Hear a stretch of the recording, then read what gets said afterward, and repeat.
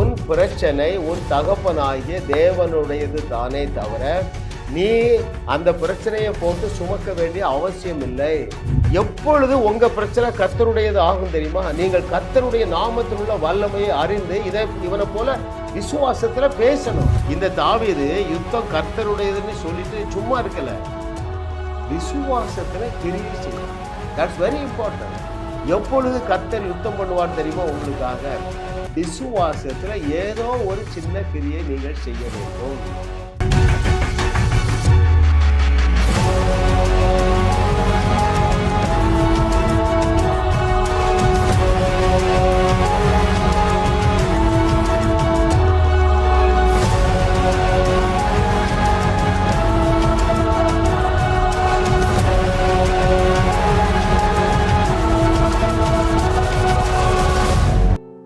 உங்களை எல்லா தீமைகளிலிருந்தும் பாதுகாத்து தப்பு வைத்து ரைட் தகுதிப்படுத்தி உயர்த்தி ராஜாக்களாக ராணிகளாக சிங்காசனத்தில் உட்கார வைத்து இவை எதிலுமே அருமையான தேவர்களே, இதை எல்லாவற்றையும் செய்தது 100% அவர்தான். நம்முடைய தகுதியினால் வர முடியுமா? நம்முடைய எபிலிட்டியினால் அந்த உயர்வுக்கு வர முடியுமா? முடியாது. ரைட். இந்த நாளில் உங்களுக்கு ஒரு பிரகாசம் உள்ள மனக்கண்களை கர்த்தருடைய ஆவியானவர் தந்தருள்வாராக. 180வது அவருடைய அனந்த ஞானம். யுத்தம் கர்த்தருடையது. Very important truth. முக்கியமான சத்தியத்தை ஆவியானவர் நமக்கு கற்றுத்தரப்போகிற. சிம்பிளா சொல்ல போனா, உன் பிரச்சனை உன் தகப்பனாகிய தேவனுடையது தானே தவிர நீ அந்த பிரச்சனையை போட்டு சுமக்க வேண்டிய அவசியம் இல்லை. ஆனால்தான் அவருடைய பிள்ளைகளாகிய நம்மை பார்த்து என்ன சொன்னார்?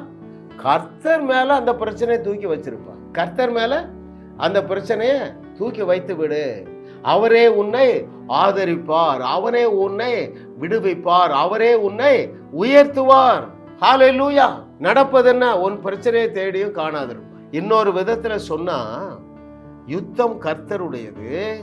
அந்த கர்த்தர் என்ன செய்வார் என்றால் உன் பிரச்சனையை தீர்ப்பதற்கு உன்னையே பயன்படுத்துவார். ஹல்லேலூயா. Oh thank you Lord for your goodness. பாருங்க, இதை ஒரு சிம்பிளா நீங்க புரியலாம். எப்படி நம்முடைய பிரச்சனை அப்பாவுடைய பிரச்சனை தெரியுமா? 1ஆம் கிளாஸ் உங்க பிள்ளைய சேர்த்து விடுறீங்க. அந்த தம்பி, அவன் பேர் என்ன விடலாம்? ராஜகுமார். ராஜகுமாருடைய எல்லா பிரச்சனையும் உங்க பிரச்சனையா அல்லது 1ஆவது வகுப்பு படிக்கிற அவனுடைய பிரச்சனையா?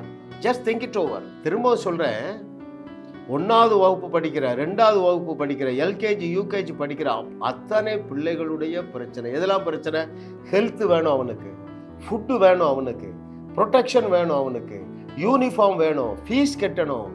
எல்லா பொறுப்பும் தகப்பனுடைய பொறுப்பை போல அவருடைய பிள்ளைகளாகிய உங்களுக்கு தேவையை எல்லாவற்றையும் சந்திக்க வேண்டியது அவருடைய பொறுப்பு. ரைட். அது எது வரைக்கும்? 5th ஸ்டாண்டர்டுக்கு மேலே வந்துட்டா என்ன செஞ்சிருவான்? கொஞ்சம் படிக்க ஆரம்பிச்சிடும். உங்க ஹெல்ப் ஒரு வேளை தேவைப்படாது. அப்புறம் பாருங்களேன், காலேஜ் முடிச்சுட்டான், வேலைக்கும் போயிட்டான். அதன் பிறகு அவனுடைய பிரச்சனையை தீர்க்க வேண்டிய பொறுப்பு அவனுடைய பொறுப்பு. அப்படிதானே? நீங்க அவனுக்கு பணம் கொடுக்க வேண்டியதில்லை, அட்வைஸ் பண்ண வேண்டியதில்லை, கைட் பண்றதுல அவனே முதிர்ந்த புத்திரனாக மாறிவிடுகிறார். அதே போல எனக்கு பிரியமான தேவர்களே, வேதத்துல சில காரியங்களை நம்ம கற்றுக்கொள்ள போகிறோம். இதை நீங்கள் அறிந்து கொள்ளுவீர்கள் என்றால் உங்க பாரத்தை நீங்க போட்டு சுமக்க மாட்டீங்க. என்ன செய்வீங்க? கர்த்தர் மேல வைத்து விடுவீங்க. நீங்கள் முதிர்ந்த புத்திரர்களாக வரும்பொழுது என்ன செய்வீங்க? உங்கள் பிரச்சனைகளை நீங்களே தீர்த்து கொள்ளுவீர்கள். முதலாவது நான் ஒரு வசனம் வாசிக்கிறேன் பாருங்க. சாமுவேலுக்கு கர்த்தருடைய வார்த்தை எப்படி வந்தது என்று சொல்லி 2 சாமுவேல் 7வது அதிகாரம் 8வது வசனத்துல நான் உங்களுக்கு வாசிக்கிறேன். The book of 2 Samuel chapter 7 verse 8. இப்பொழுதும் நீ என் தாசனாகிய தாவீதை நோக்கி, சேனைகளின் கர்த்தர் சொல்லுகிறது என்னவென்றால், நீ இஸ்ரவேல் என்கிற என் ஜனங்களுக்கு அதிபதியாய் இருக்கும்படி ஆடுகளின் பின்னே நடந்த உன்னை நான் ஆட்டு மந்தையை விட்டு எடுத்து. 9வது வசனம், நீ போன எவ்விடத்திலும் உன்னோட இருந்து உன் சத்துருக்களை எல்லாம் உனக்கு முன்பாக நிர்மூலமாக்கி பூமியில் இருக்கிற பெரியோர்களின் நாமத்திற்கு ஒத்த பெரிய நாமத்தை உனக்கு உண்டாக்கினேன். கரெக்டுங்களாங்க? செய்தது யாரு? தேவனாகிய கர்த்தர். எங்க இருந்து எங்க கொண்டு போனாரு? இவ வேற எதற்குமே லாயக்கில்லை. ஈசாயினுடைய புரிந்து கொள்ளுதலின்படி, ஈசாயுடைய மூத்த குமாரர்களுடைய அறிவின்படி இவ எதுக்கு தான் லாய்க்கு? தாவீது ஆடு மேய்க்க தான் லாய்க்கு. ஏன்?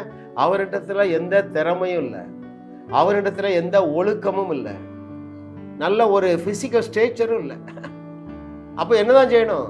ஒரு 25 ஆடை வாங்கி கொடுத்து நீ மேய்த்து பிழைத்துக்க அப்படின்னு விட்டாங்க. ஆனால் தேவன் என்ன செய்தாரு?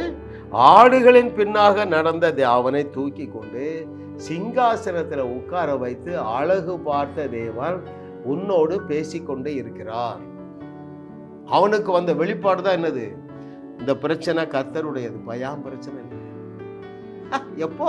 முதிர்ந்த புத்திரன் ஆன பிறகு. அப்படி என்றால் என்ன பொருள்? சிங்காசனத்துல உட்கார்ந்த பிறகு இல்லைங்க, அதற்கு முன்பதாகவே அவன் என்ன முழங்குகிறான்? நான் வாசிக்கட்டுமா? அங்கே 1 சாமுவேல் 17வது அதிகாரத்திலே 47வது வசனம் வாசிக்கிறேன். The book of 1 Samuel chapter 17 verse 47. See the understanding of the shepherd boy. இளைஞனாகிய ஆடு மேய்க்கிறவனுக்கு இருந்த நாலேஜுங்க. 13வது வயது இளைஞன்.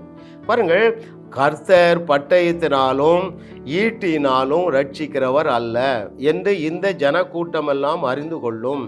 யுத்தம் கர்த்தருடையது, அவர் உங்களை எங்கள் கையில் ஒப்பு கொடுப்பார். ஏன்? நீ யாரை ஏத்து நிற்கிறா?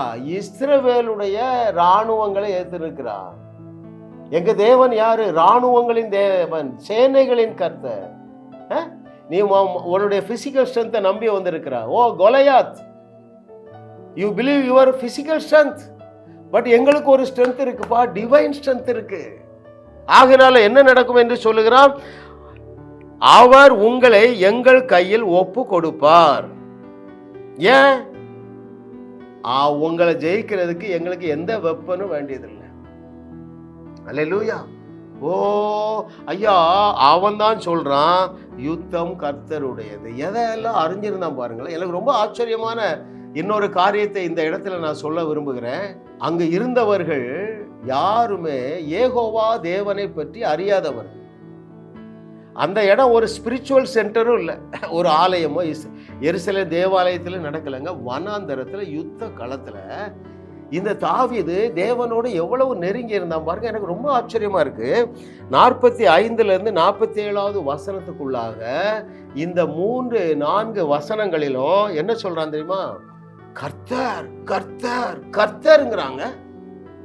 சீத ரிலேஷன்ஷிப் அதான் பேசுகிறோம். நீங்க ரிலிஜியன்ல இருந்து ரிலேஷன்ஷிப்புக்கு வாங்க. யுத்தம் கர்த்தருடையது என்பதை நீங்கள் ஏற்றுக்கொள்ளுவீர்கள். உங்க வாழ்க்கையில எந்த பிரச்சனையும் தேடியும் காணாதிருப்பீர்கள். வாசிக்கிறாத எத்தனை இடத்துல கர்த்தருடைய நாமத்தை சொல்றேன் பாருங்களேன். ரொம்ப ஆச்சரியமான காரியங்க. அங்கே அதற்கு தாவீது 1 சாமுவேல் 17:45 எப்பொழுது உங்க பிரச்சனை கர்த்தருடையது ஆகும் தெரியுமா? நீங்கள் கர்த்தருடைய நாமத்தில் உள்ள வல்லமையை அறிந்து இவனை போல விசுவாசத்துல பேசணும். என்ன பேசுறான் பாருங்கள். அதற்கு தாவீது பெலிஸ்தரை நோக்கி, நீ பட்டயத்தோடும் ஈட்டியோடும் கேடகத்தோடும் என்னிடத்தில் வருகிறாய், நானோ நீ நிந்தித்த இஸ்ரவேலுடைய இராணுவங்களின் தேவனாகிய சேனைகளுடைய கர்த்தரின் நாமத்தில் உன்னிடத்துல வருகிறேன். அடைமொழியை பாருங்களேங்க. அவர் யாரு? நீ நிந்திச்சா. 2வது அவர் இஸ்ரவேலின் தேவன். 3வது இராணுவங்களின் தேவன். எப்பா பாப்பா பார்த்துட்டீங்களா? 45வது வசனத்துல என்ன சொல்றான்? கர்த்தரின் நாமத்துல வருகிறேன். 46வது வசனத்துல என்ன சொல்லுகிறான்? இன்றைய தினம் கர்த்தர் உன்னை என் கையில் ஒப்பு. கர்த்தர் கர்த்தர்ங்கிறான் பாருங்களேன். அடுத்து 46ல கர்த்தர் உன்னை என் கையில் ஒப்பு கொடுப்பார். 47ல கர்த்தர் பட்டயத்தினாலும் ஈட்டினாலும் ரட்சிக்கிறவர் அல்ல என்று இந்த ஜனக்கூட்டம் எல்லாம் அறிந்து கொள்ளும். யுத்தம் கர்த்தருடையதுப்பா. ரொம்ப ஆச்சரியமா இருக்கு பாருங்க. இந்த ஆட்டு இடையனுக்கு 13 வயசுல இந்த அறிவு வந்தா முழு வேதாகமத்தையும் உடைய நமக்கு எவ்வளவு அறிவு வேணும்? அறிவு தாங்க பிரச்சனை, அறியாமை தான் பிரச்சனை, அறிவு இல்லாமல் இருப்பதான் பிரச்சனை. என் ஜனங்கள் ஜெபம் செய்யாமல் சங்காரம் ஆகிறார்கள் என்று மதம் நம்புதுங்க. ஆனா வார்த்தை அப்படி இல்லை. என் ஜனங்கள் அறிவில்லாமையால் சங்காரமாக. சங்காரம் என்ன? தோல்வி, வியாதி, குடும்ப குழப்பம், பயம், கவலை, பாவம். ஏன்? அறிவு இல்லை. ஏன்பா 40 நாள் டிலே? ரைட்? ஏன் 40 நாள் சவுல் ராஜாவும் அவனுடைய பெரிய சேனையும் 40 நாட்கள் பயந்து போய் இருந்தாங்க? நீங்களே சொல்லுங்க. No other reason other than not knowing the truth. சத்தியத்தை பாருங்க, தாவீது இந்த ஆட்டு இடையன் 13 வயதுல அறிந்திருந்த சத்தியத்தை சவுல் அறிந்திருந்தா அவனே கல்லை தூக்கி போட்டு அவனை காலி செய்திருப்பான். ரைட்? ஹல்லேலூயா. இவனை என்ன தோணுது, என்ன தெரியுது? எப்ப இந்த பிரச்சனை எங்க பிரச்சனையே இல்லை. எங்களுக்கு ஒரு தேவன் இருக்கிறார். அவர் எல்ஷடாய் தேவன், சர்வ வல்லமையுள்ள தேவன். எங்க சேனை அவருடைய சேனை. இவன் தெரியாம தீண்ட வந்துட்டான். யாரு? கோலியாத்து. ஹல்லேலூயா. ஓ thank you Lord for your goodness. அவர் யாருங்க? நம்முடைய சேனைகளின் கர்த்தர் யாருங்க? அவன் சொல்றான், என்ன சொல்றான்? ராணுவங்களின் தேவனாகிய சேனைகளுடைய கர்த்தரின் நாமத்திலே வருகிறார். ராணுவங்களின் தேவன், ராணுவத்தின் தேவன் அல்ல, ராணுவங்களின் தேவன். அப்படின்னா என்ன பொருள்? உலகத்தில் உள்ள 200 தேசங்களில் உள்ள எல்லா ராணுவங்கள் ஒன்றாக சேர்ந்தாலும் நம்முடைய ராணுவங்களின் தேவனுக்கு முன்பதாக 0. ஹல்லேலூயா. ஓ thank you Lord for your goodness. what a loving daddy இல்ல? ஆமா, அதான் சேனைகளின் கர்த்தர் யாருங்க? மகா பராக்கிரமசாலி. சேனைகளின் கர்த்தர் வல்லவர், வல்லவர், வல்லவரே. சேனைகளின் கர்த்தர் அற்புதர், அற்புதர், அற்புதரே. சேனைகளின் கர்த்தர் பரிசுத்தர், பரிசுத்தர், பரிசுத்தரே. ஐயா, பரிசுத்த கண்களையுடைய தேவன் உன்னுடைய எண்ணத்திலும் உன்னுடைய மாம்சத்திலும் செய்கிற பாவத்தை பார்க்கிறது இல்லை. ஏன்? அவர் பாவத்தை பாராத சுத்த கண்களையுடைய தேவன். உன்னுடைய ஆவி மனுஷனை பெர்ஃபெக்ட் பண்ணிட்டு அதை மட்டும் தான் பார்க்கிறார். ஆவியான தேவன் ஆவியான உன்னை தான் பார்க்கிறாரு. It is perfectly perfected according to Hebrew 10:14, according to Colossians 2:10. இந்த 2 வசனத்தை தியானிங்க. பெரிய பாவங்கள் இருந்து வெளியே வந்துடுவீங்க, வேகமாக வந்துடுவீங்க, அவருடைய அன்பிற்குள்ளாக வந்து விடுவீர்கள். அருமையான தேவர்களே, ஹல்லேலூயா. ஓ thank you master for your goodness. பாருங்கள், இன்றைக்கு நம்முடைய முக்கியமான செய்திக்குள்ளாக நம்ம கடந்து செல்ல போறோம். சரிங்களா? ஒரு 10 நிமிடங்கள் யாருடைய வார்த்தையை தியானிக்க போறோம்? இயேசு கிறிஸ்து சொன்ன வார்த்தையை தியானிக்க. அப்ப நம்ம சீரியஸா இருக்கணும், அலர்ட்டா இருக்கணும்ல. ஹல்லேலூயா. ஓ நீங்க இயேசு கிறிஸ்து சொன்னதை மாத்திரமே உங்களுடைய எஞ்சியுள்ள நாளெல்லாம் தியானிக்கலாம். உங்களுக்கு இப்ப என்ன வயசு? 40 வயசு. தேவனுடைய வார்த்தை ஆதியாகமம் 6:3 மனிதன் வாழ போகிறது 120 வருஷம். அப்ப இன்னும் நீங்க 80 வருஷத்துக்கு மேல வாழ போறீங்க. பிரதானமா செய்ய வேண்டிய வேலை ஒண்ணு சொல்லட்டா, அவரை அறிகிற அறிவுல வளரணுங்க. அதான் பவுல் முழங்குறான், அவரை அறிகிற அறிவின் மேன்மைக்காக எல்லாவற்றையும் நஷ்டமும் குப்பையும் என்று எண்ணுகிறாங்க. அதுக்கு முன்னால ஒண்ணுமே நிற்க முடியாதுங்க. ஹல்லேலூயா. ஓ thank you Lord, what a loving daddy we have. ஐயா, அவரை அறிகிற அறிவின் மேன்மை. அதில் நான் உங்களுக்கு ஒரு டெக்னிக் சொல்லித்தரேன், சீக்ரெட் சொல்லித்தரேன். உன்னை பற்றி உன்னுடைய மூத்த சகோதரனாகிய கர்த்தராகிய இயேசு கிறிஸ்து என்ன சொல்லி இருக்கிறார் என்பதை நீ தியானிச்சுட்டே இரு. நீ என்ன செய்வா தெரியுமா? தாவீது செய்ததையும் செய்வா, அதை விட பெரிய கிரியைகளையும் செய்வா. இயேசு கிறிஸ்து செய்தவைகளை செய்வாய், அதை விட பெரிய கிரியைகளை செய்வாய். ரைட்? பவுல் செய்த கிரியைகளை செய்வாய். பவுல் என்ன செஞ்சான்? அவன் மூலமாக தேவன் பலத்த அற்புதங்களை செய்தார். நீ அதை விட பெரிய அற்புதங்களை செய்து நம்முடைய தேவனே ஒரே தேவன் என்று உலகத்தாருக்கு அவருடைய கண்களை திறக்கத்தக்கதாக மகா பெரிய அற்புதங்களை செய்வார். ஏன்? நீ இந்த ட்ரூத்தை தெரிந்து கொள்ள நீ விசுவாசத்திலே பெருகி கொண்டே இருப்பாய். யாருக்கு எல்லாம் கூடும்? ஜெபிக்கிறவர்களுக்கா, பரிசுத்தமா இருக்கிறவர்களுக்கா, விசுவாசிக்கிறவர்களுக்கா? விசுவாசிக்கிறவர்களுக்கு தான் எல்லாம் கூடும். நீ பரிசுத்தவான் என்று எழுதி இருக்கிறது, அதை நீ விசுவாசித்தால் பரிசுத்தமாக வாழுவாய். ரைட்? உன்னுடைய பாவங்கள் செக்கச்செவர் என்று இருந்தாலும் அவைகள் வெண்மையான பஞ்சாக அவருடைய இரத்தத்தினாலே மாற்றப்பட்டு விட்டது என்பதை நீ விசுவாசித்தால் அநேக பாவங்களிலிருந்து வெளியே வருவாய். Right? Hallelujah. Thank you Lord. What a loving daddy. கர்த்தரை தெய்வமாக கொண்ட நாம் பாக்கியவான்கள். ஹalleluya. இந்த சத்தியத்தை அறிந்த நபர்களை மாத்திரம்தான் தேவனால் ஆசீர்வதிக்க முடிஞ்சதுங்க. ரைட்? சத்தியத்தை சரியாக அறியாதவர்கள் தான் வாஸ்ட் மெஜாரிட்டி. பலமுறை சொல்லியிருக்கேன் பாருங்களேன், இதாங்க பைபிள்ல இருக்கு. சத்தியத்தை சரியாக அறிந்தவர்கள் தேவனுடைய வார்த்தையை ஏற்றுக்கொண்டு இது எனக்கு தான் சொல்லியிருக்கிறது என்று ஏற்றுக்கொண்டு தேவனை விசுவாசிப்பார்கள் அல்லது தேவனை சார்ந்து கொள்வார்கள். அவர்களுக்கு தான் கர்த்தருடைய யுத்தம் கர்த்தருடைய யுத்தமாக மாறி இருக்கு. மற்றபடி எல்லாம் பிசிக்கல் எஃபர்ட் தான் போடணும். தாவீது பிசிக்கல் எஃபர்ட்டே போடல பாருங்களேன். இவன் தான் ரத்தம் சிந்துறான். என்ன சிந்துறான்? அந்த கோலியாத்துடைய வாளை உருகி தலையை விட்டுறான். ஏன்? முதல்ல சொல்லிட்டான், உன் தலையை எடுப்பேன்ட்டான். நான் யோசித்து பார்க்குறேன், அவன் ஒருவேளை தலையை எடுத்து தூக்கி பிடிக்கலன்னு வைங்களேன், இவன் ஒன்றும் பெரிய எஃபர்ட் போடல, ஒரு கல்லை தான் தூக்கி போடுறான், கீழே விழுந்துடுறான். அவனுடைய சத்துருக்களுடைய சேனை ஆயிரக்கணக்கான வீரர்கள் இருக்கிறாங்க. அவங்களாம் என்ன நினைச்சிருவாங்க? நம்ம தலைவர் எழுந்துருவார், ஓடிய போய் இந்த தாவீதை அமைக்கலாம் நினைச்சு வந்திருப்பா. இவன் போன உடனே என்ன செஞ்சுட்டான்? தலையை வெட்டி தூக்கி காமிச்சிட்டா. டேய் இஸ் நோ மோர். அவ்வளவுதான். அவ்வளவு பேர் முதுகு காட்டி ஓட ஆரம்பிச்சுட்டான். அதுக்கு பிறகுதான் நம்ம ஆட்களுக்கு தில்லு வருது. யாருக்கு? சவுலுக்கும் அவனுடைய சேனைக்கும். கொள்ளையடித்தார்னு எழுதியிருக்குங்க. ஹalleluya. உங்க பிரச்சனை உங்களுடையது அல்ல, தேவனுடையது. ஆனால் உங்கள் பிரச்சனைகளை தீர்த்து வைக்க தேவன் உங்களைத்தான் பயன்படுத்துவார். எஃபர்ட்லெஸ்ஸா இருக்கும். That's very important. இவன் ரொம்ப எஃபர்ட் போடல பாருங்களேன், சிம்பிளா தூக்கிட்டான். வேற எத்தனை உதாரணம் வேணும் உங்களுக்கு? அருமையான தேவர்களே, எலிசாவை பிடிக்க ஒரு பெரிய சேனையே சத்ரு ராஜா, எதிரி ராஜா அனுப்பிச்சிருக்காங்க. ரொம்ப கஷ்டப்பட்டு ஜெயித்தானா, இஷ்டப்பட்டு ஜெயித்தானா? யோசித்து பாருங்க.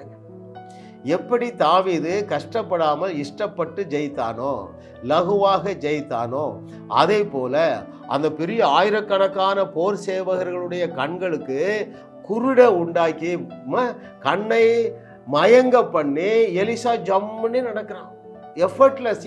யுத்தம் கர்த்தருடையது, ஆனால் தேவன் உங்களைத்தான் பயன்படுத்துவார். பாருங்கள், இந்த தாவீது யுத்தம் கர்த்தருடையதுன்னு சொல்லிட்டு சும்மா இருக்கல, விசுவாசத்துல கிரியை செய்தார். That's very important. எப்பொழுது கர்த்தர் யுத்தம் பண்ணுவார் தெரியுமா உங்களுக்காக? விசுவாசத்துல ஏதோ ஒரு சின்ன கிரியை நீங்கள் செய்ய வேண்டும். வேதமங்க உதாரணம் இருக்குல்லங்க. எலிசா போகிறா, அந்த ஊரு நல்ல ஊர் தான், ஆனா அங்க இருக்கிற கிணறுல விஷ தண்ணீர் எப்படி இருக்கு? பாலா இருக்கு. தண்ணி குடிக்க முடியாது. அவன் விசுவாசத்துட்டு சும்மா இருக்கல. என்ன செஞ்சான்? உப்பை கொண்டு போட்டாங்க. என்ன ஆயிற்று? அந்த விஷ நீர் நல்ல மதுரமான மினரல் வாட்டரா மாறிட்டு. விசுவாச கிரியை பற்றி பேசுறேன். அது செய்தது யாரு? கர்த்தர். கர்த்தருடைய பிரச்சனை. ரைட்? கொம்மிடிக்காய போட்டு என்ன செஞ்சுட்டாங்க? பாயாசத்தை பாய்சனா மாத்தி விட்டான். என்ன செஞ்சான்? கொஞ்சம் மாவை அள்ளி போட்டு. Effortless attempt. That's what I am talking about.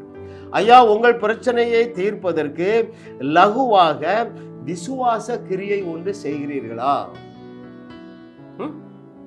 டென்ஷனை போக்குறதுக்கு இயேசு கிறிஸ்து என்னங்க செஞ்சாரு? 50 பேரை உட்கார வச்சாச்சு. 25,000 பேரை. புருஷர்கள் மாத்திரம் 5,000 பேர். அப்ப எல்லாம் சேர்ந்தா 25,000 இருக்கும். கஷ்டப்பட்டு பஞ்சத்தை போக்கினாரா, இஷ்டப்பட்டு போக்கினாரா? ரைட்? கல்யாண வீட்டுல திராட்சை ரசம் குறைவுபட்டது, அவர் கஷ்டப்பட்டா அந்த பஞ்சத்தை போக்கினாரு. தபித்தாள் செத்து போயிட்டா, கஷ்டப்பட்டா அவளை உயிரோடு எழுப்பினா நம்ம பேதுரு. தபித்தாளே எழுந்துரு. ஏன் தெரியுமா? இந்த பிள்ளைகள் சத்தியத்தை சரியாக அறிந்தவர்கள் விசுவாசித்து பேசினால் கர்த்தரால் அங்கே அற்புதம் செய்ய முடிகிறது. அல்லது விசுவாசத்தில் ஏதாவது ஒரு கிரியை செய்தால் தேவனால் அங்கே செயல்பட்டு அந்த பிள்ளைகளுடைய தேவனுடைய ஊழியர்களுடைய விருப்பம் நிறைவேறுகிறது. அதனால்தான் யுத்தம் கர்த்தருடையதுங்கிறான். யாரு? நம்ம தாவீது. அல்லேலூயா. தன்னுடைய வல்லமையை விளங்க பண்ணும்படி பூமி எங்கும் அவருடைய கண்கள் உலாவி கொண்டு இருக்கிறதா. எவனாவது சத்தியத்தை அறிந்து தாவீதை போல பேச மாட்டானா? எவனாவது சத்தியத்தை அறிந்து எலியாவை போல எலிசாவை போல பேச மாட்டானா? தேவன் துடித்து கொண்டு இருக்கிறார் உன்னை உயர்த்தி பயன்படுத்த மகனே மகளே. ஹல்லேலூயா. சீரியஸா இருங்க லைஃப்ல. ஆண்டவர் சீரியஸா உங்களை ஆசீர்வதிப்பார். என்ன பிரதர் சீரியஸா இருக்குன்னா என்ன செய்யணும்? சீரியஸா யார் செய்தி 4 செய்தி கேளுங்க. ஒரு நாளைக்கு ரூம் போட்டு கேளுங்க. புரிந்து கொள்ளுவீர்கள் தேவனுடைய ஆவியானவர் எப்படி பயங்கரமாக தன்னை வெளிப்படுத்த, எப்படி பயங்கரமாக உன்னை பயன்படுத்தி உன்னை கனப்படுத்த, உன் பெயரை பெருமைப்படுத்த அவர் எப்படி துடித்து கொண்டு இருக்கிறார் என்கிற இது உங்களுக்கு வந்துடும். ரைட்? ஹல்லேலூயா. இப்போ அந்த ரெக்கார்டிங்க்கு வரும்பொழுது ஒரு ஃபோன் பெங்களூர்ல இருந்து, பிரதர் நீங்க சொன்னீங்க நான் குழந்தை உண்டாயிட்டேன், இப்போ உனக்கு என்னமா பிரச்சனை? மாதம் 8 மாதம் ஆயிடுச்சு, டாக்டர் சொல்றாங்க குழந்தைக்கு வளர்ச்சி இல்லை, இப்பொழுதே எடுத்துட்டா ஒருவேளை குழந்தை பிழைக்கும். எனக்கு பதஷ்டமே கிடையாதுங்க. யார்கிட்ட கற்றுக்கிட்டேன் தெரியுமா? இந்த எலியா எலிசா யார் இந்த தாவீதை தான் கற்றுக்கிட்டேன். அவன் ஒழுங்கா சாப்பாடை கொடுத்துட்டு வீட்டுக்கு போக வேண்டியவங்க ரிஸ்க் எடுக்கிறான் பாருங்க. யாரு? தாவீது. ஏமா ஒன்னும் கவலைப்படாதமா, வயிற்றுல கை வைமா, இயேசுவின் நாமத்தினால I speak normalcy, I cancel all the abnormalcy. இந்த குழந்தை நார்மல் வெயிட் வருது, normal delivery, no more surgery. வயிற்றுல கை வச்சுட்ட நாளைக்கு போய் செக் பண்ணுமா, டாக்டரே சொல்லிடுவாங்க எல்லாம் நார்மலா இருக்குன்னு சொல்லுவாங்க. ஏன்? சொன்னபடியே ஆகும் என்று சொன்னாரையா. தேவர்களே நீ சொன்னபடியே ஆகும் என்று சொன்னாரையா, அவர் வார்த்தைக்கு கீழ்ப்படிந்து சொல்லுவாயானே. சொல்லுங்கப்பா. சொல்லத்தானே சொல்லி இருக்கிறாரு. ஹல்லேலூயா. ஓ thank you master for your goodness. அவன் சொல்றான். யாரு? எலியா. அவனுக்கு எவ்வளவு தைரியம் இல்லை? எனக்கு ஆச்சரியமா இருக்குங்க. பாகால்களை வணங்குகிற நூற்றுக்கணக்கான தீர்க்கதரிசிகள் சுற்றி நிற்கிறாங்க. காலையிலேருந்து சாயங்காலம் வரைக்கும் அவங்க அட்டம் பண்ணிட்டாங்க, பாகாலை அழைக்கிறாங்க, பாகாலையும் காணும், காகாலையும் காணும். அப்போ கூட எல்லாரும் இங்கே வாங்கடா. நான் அவனே ஒரு சின்ன பலிபீடம் கட்டுறான், விறக வைக்கிறான், அந்த அனிமலையும் வைக்கிறான், தண்ணி ஊத்துறாங்க, 10 குடம் தண்ணீரை விறகு நினைக்க. ஏன்? அவனுக்கு அவ்வளோ ஃபெய்த். என்ன ஃபெய்த்து? நான் இன்னைக்கு அற்புதம் செஞ்சாதான் எங்கள் தேவன் ஒருவரே தேவன் என்று இவர்களெல்லாம் கழுத்தை வெட்ட போறான். அவனுக்கு எல்லாம் தெரியுது. அவ்வளவு தண்ணீர் ஊற்றின பிறகும் பரலோகத்துல வந்த அக்கினி அந்த விறகையும் பட்சித்து போட்டது, பலியையும் பட்சித்து போட்டது, அந்த கற்கள் மணல் எல்லாத்தையும் பட்சித்து போட்டது. ஏன்? யுத்தம் கர்த்தருடையது. நீ கர்த்தருடைய நாம மைமைக்காக எதை செய்தாலும் தேவனுடைய ஆவியானவர் உன்னோட கூட நின்று அந்த கோலியாத்தை தலையை வாங்கின தேவன், ரைட்? அந்த பலிபீடத்தை அக்கினியினால் நிறைத்த தேவன், ரைட்? செங்கடலை 2ஆக பிளந்து அதே தண்ணீருக்குள்ளே எகிப்தியனுடைய கடைசி போர் சேவகரனையும் அழித்த தேவன், ஒருவரும் தப்பவில்லைன்னு எழுதியிருக்குங்க. அந்த தேவன் உன்னோடு பேசுகிறார். நீ ஏன் உன் பாரத்தை போட்டு சுமந்துட்டு இருக்கிறா? ஹல்லேலூயா. இன்னைக்கு செய்தி என்ன? யுத்தம் கர்த்தருடையது. உன் பிள்ளை IAS ஆக வேண்டியது உன் பொறுப்பல்ல, கர்த்தருடையது. ரைட்? இல்ல இன்ஜினியரிங் படிக்கிறான், நீ என்ன செய்யணும் தெரியுமா? பலமுறை சொல்லியிருக்கிறேன். சீரியஸா எடுக்கிறீங்களா? பேசுங்கப்பா.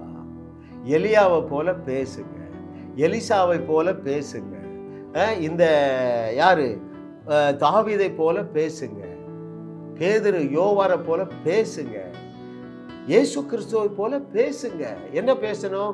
1 கொரிந்தியர் 1:24 படி என் பிள்ளைக்கு மனித அறிவுள்ள இயேசுவே அறிவாயிட்டாரு. God made Jesus the wisdom. உங்க பிள்ளைக்கு இயேசுவே ஞானம் ஆயிட்டாருப்பா. எனவே நீ உன் அறிவுல எழுத வேண்டியதில்லை, இயேசுவாகிய அறிவுல எழுதுவா. எனவே இந்த நாளிலிருந்து உனக்கு படிப்பு ஈஸியா இருக்குன்னு சொல்லு. ஹல்லேலூயா.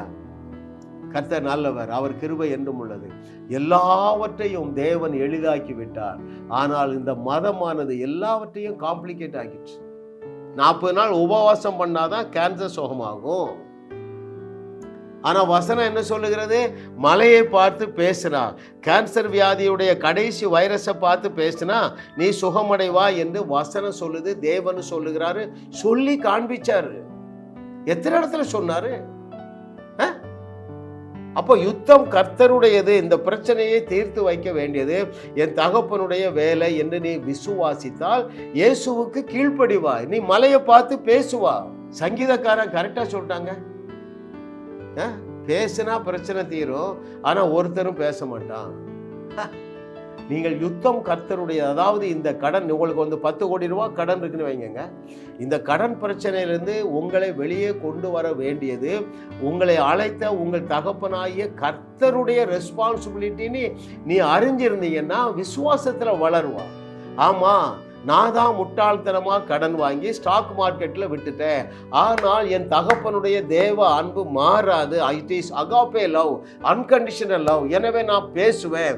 கடன் பட்டியெல்லாம் எழுதி வை. 10 பேருக்கு நீ கடன் கொடுக்கணும், எழுதி வச்சு பேசு. சுப்பிரமணியன் 7 கோடி பல போசாத்தானே, இயேசுவின் நாமத்தினால இந்த கடனை என் தகப்பன் அடைத்து விட்டார் என்று பேச உனக்கு என்ன தெரியாதா? ஐயா பப்ளிக்கா நின்று பேசுறான். ஐயா சூரியனை பார்த்து பப்ளிக்கா, நீ பப்ளிக்கா பேச வேண்டாம், அப்போ உன் பெட்ரூம்ல பேசு. அந்த பேப்பரை கிளி மெழுகுவர்த்தி வச்சு கொளுத்தி போடுப்பா. உன் கடன் பிரச்சனையை தேடியும் காணாதிருப்பாய். ஏன்? கிரியை உள்ள விசுவாசம் ஜீவன் உள்ளது, கிரியை இல்லாத விசுவாசம் செத்தது. நீ ஜோமனிட்டே கிடக்கா.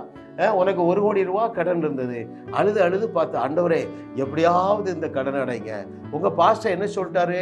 நீ ஒரு 40 நாள் ஃபாஸ்டிங் போடுப்பா. ஏதோ கடையில் வியாபாரம் மாதிரி நான் ஃபாஸ்டிங் போட்டு பார்த்தா 1 கோடி ரூபாய் கடன் 5 கோடி ஆயிடுச்சு. ஏன்? நீ ஓம் பலத்தை நம்புறா, ஓம் முழங்கால நம்புறா, ஓம் பக்தியை நம்புறா. ஆண்டவர் என்ன சொன்னாரு? மலையை பார்த்து பேசுப்பா, கோடி ரூபாய் கடனை பார்த்து பேசு. எத்தனை சாட்சி நான் உங்களுக்கு சொல்லியிருக்கேன் இல்லையா?